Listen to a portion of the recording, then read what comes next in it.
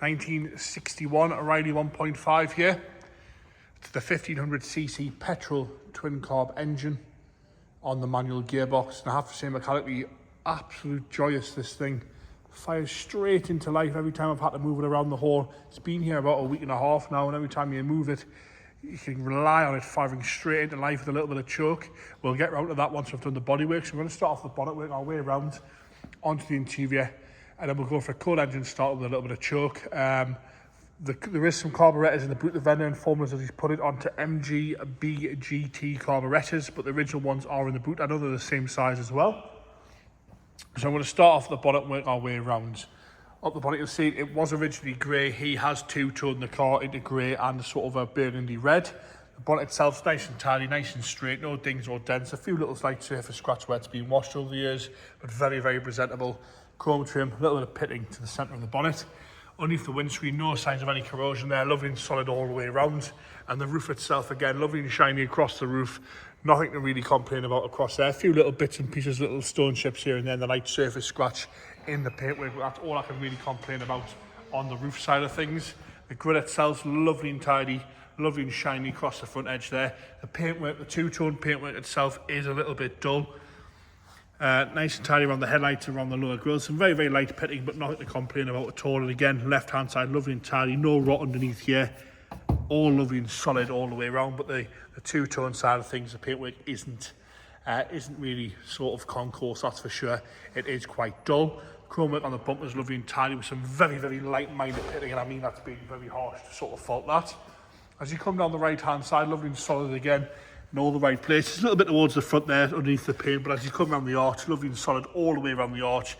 He had informed us that he had some welding done to it. But again, it is flat on the paint side of things. If it was meant to be satin, they've done quite a good job. If it was meant to be shiny, unfortunately not. But nice and tidy down the doors. The base underneath the paint's all lovely and tidy. Around the windows, an original colour, lovely and straight as well.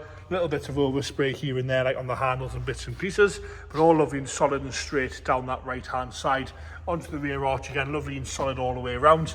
We have got some sort of light sanding marks to the paintwork underneath there, and again across that rear quarter it is flat on the burgundy side of things.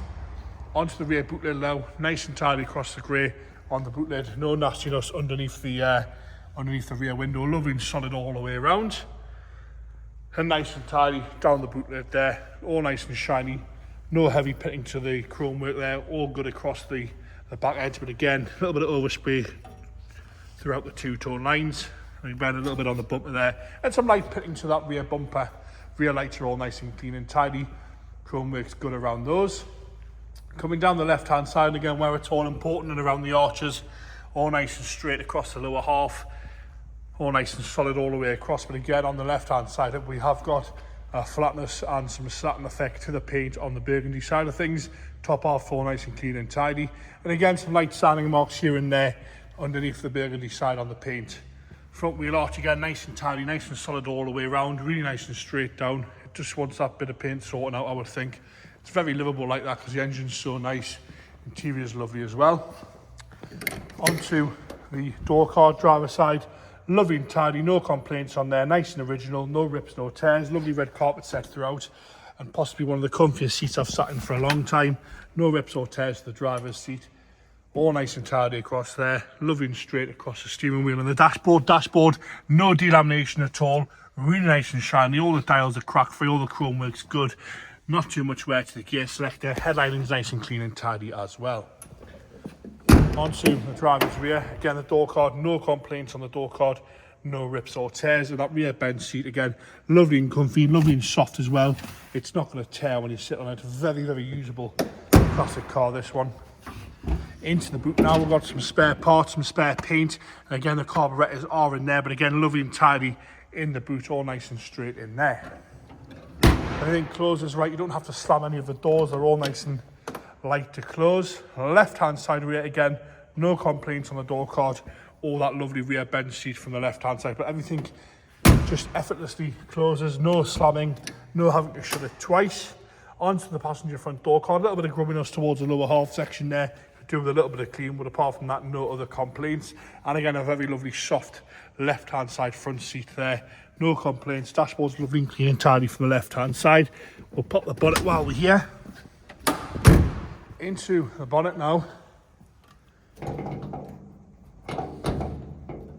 Bit of dodgy camera work while I try and get my fat hands in here. I know it's there somewhere, I've just had it open. Just come lift this bonnet for me. Just lift it up a little bit and I'll get the release. There we go. She'll lift up now. Happy days. All nice and tidy in there.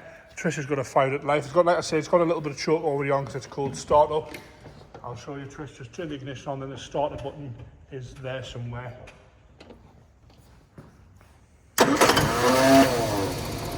Little bit of choke for us, there we go. Lovely and smooth that, like I say, I've got no complaints at all on the engine there. Lovely and smooth. Really happy with that little 1500, 1.5, 1500cc just ticking over, lovely and happy there.